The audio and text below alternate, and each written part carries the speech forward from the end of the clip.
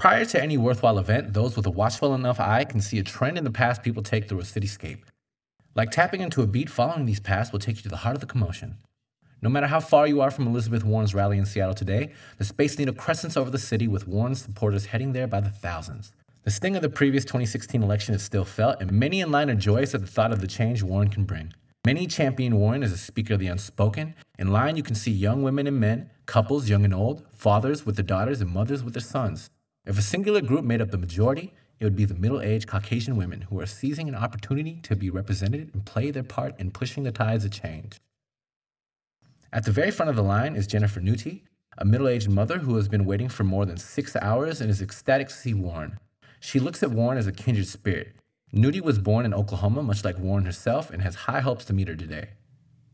I really like Elizabeth Warren because she's a collaborator. She grabs ideas from other candidates with their permission, like Jay Inslee's environmental platform. She knows how to get things done. She's been building a grassroots movement for more than a year. I really like her way she's going to be able to take care of daycare and pre-care. And yeah, I mean, she's actually making an investment in our children, which is going to pay off in the future. And I like being home with the kids and everything, but yeah, it would be nice if daycare wasn't every ounce of what you were going to be going to work for. It just didn't make sense. I've grown up with women like her. There's always that one mom on the block that you go to and knows everything that's going on. That's her. For many of her supporters, Warren reminds them of someone they knew during simpler times, from humbler beginnings. And this is how Warren wants to be seen. She's a proud daughter of a blue-collar working janitor and went against predatory bank lending by being instrumental in setting up the Consumer Financial Protection Bureau. In the CFPB's creation, she took the opportunity to speak out for the middle-class families ravaged by the economic housing crash in 2008. She was years ahead of her peers in noticing how damaging the future was seeming to be for the middle class. For Ian Jensen, a young indie game developer, Warren is sticking up for the issues that will affect all of us. Issues like climate change, gun laws, and the student loan debt crisis. It's actually his birthday, and coming out to see Warren was all he wanted to do today. He previously supported Hillary, and he finds it a second instinct to be involved in politics.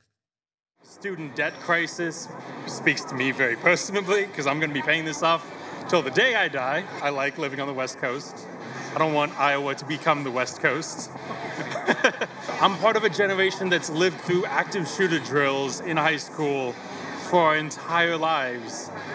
This is not normal. This is not okay. This is not acceptable behavior in the most powerful country, the land of the free.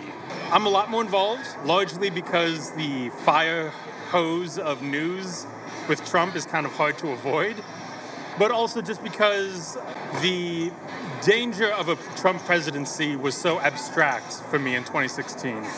And now we've been living under it for 3 years, and the danger of 4 more years is unfathomably terrible to me, that I have no other choice really but to hit the pavement and get out the vote. Undeniably, some of those families are in line today, having long wondered the thoughts of, what if someone like Warren was looking out for me that decade ago? For Warren supporters, she's someone who you can trust based on her history of action more than the promises she hasn't made yet.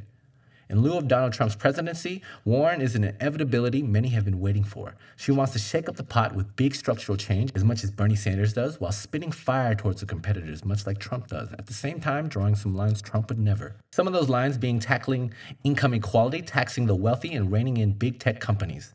It's a bold move to be holding a rally in Seattle today, one of America's biggest tech cities, but undeniably thematic in how Warren wants to reach underrepresented demographics. There must be people in Seattle or neighboring cities who feel as Warren does today. Tanisha Suggs is one of those people. Suggs is a mother, a radiantly proud African-American woman who's passionately involved with the community and looks to Warren with hope. Suggs runs the organization Black Moms Rock, based in Tacoma, uniting Black moms to come together into a supportive network that pushes other Black moms to be their best selves. She comes from a family with many brothers, much like Warren, and has an invested interest in this country's future. She felt like she saw Trump's presidency coming from a mile away, so she's been keeping one eye open since.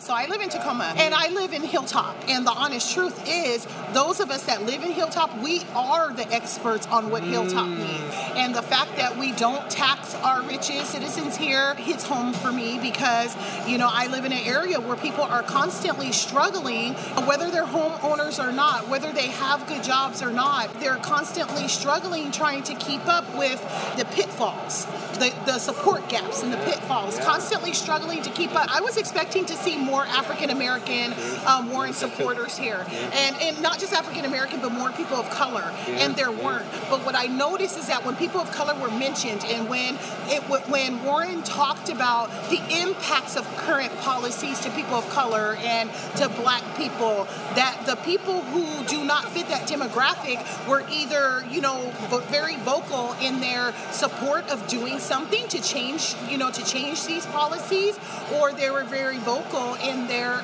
disapproval. I come from a family that is extremely pro-black. We were taught coming up, make sure you exercise your right to vote, because people who came before you died for your right to vote. And so I've never skipped, an election. But it comes as no surprise that there's some who are showing up to today's rally in opposition of Warren.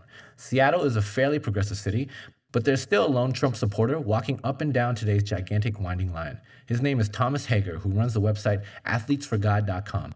In his arms are signs that read, "Babies are not clumps of cells, they are people," and "Trump is pro-life." He didn't vote for Trump in the 2016 election, but didn't like Hillary Clinton either, a feeling many mirrored that year. Hager feels so strongly against candidates who advocate pro-choice that he's willing to forgive Trump's past actions and overlook most of his other policies. He wants a president who's pro-life in office no matter the cost. So the main thing I'm looking for in a president is to defend what the Declaration of Independence says, which is life, liberty, and the pursuit of happiness. So the first part of that is life. So for Warren, because she is pro-choice, that's a disqualifier in my own opinion. I think a lot of people would see my MAGA hat and think that I'm a racist, sexist, bigot, homophobe, and really all I am is a Catholic. So he's actually the first president ever to speak in person at the March for Life rally. I think a lot of people struggle with Trump's authenticity. They think he's lied in the past about things. He doesn't actually believe in the pro-life thing, he just wants their vote. But when he showed up at that rally, it's like, okay, he's for real. And the other thing is he's nominated 2 Supreme Court justices on the Supreme Court with Brett Kavanaugh and Neil Gorsuch. So you start to think, okay, he's putting the pro-life judges on the Supreme Court, and we're 1 or 2 judges away from overturning Roe versus Wade. So you're looking at a guy who's actually saying what he set out to do, which is something I admire in a president. So I guess my journey is I really made a lot of mistakes in my life, found God, and that he forgave me for all my sins, so kind of became this devout Christian. But I'm not pushing my religion on people, but what I am pushing is that I don't think you should be allowed to kill babies. A lot of people don't know that more abortions have happened in America legally than Jews were killed during the Holocaust by Hitler. The doors finally open and the energy is palpable. The Seattle Center Armory fills up quickly as some of 7,000 pack out the building to capacity.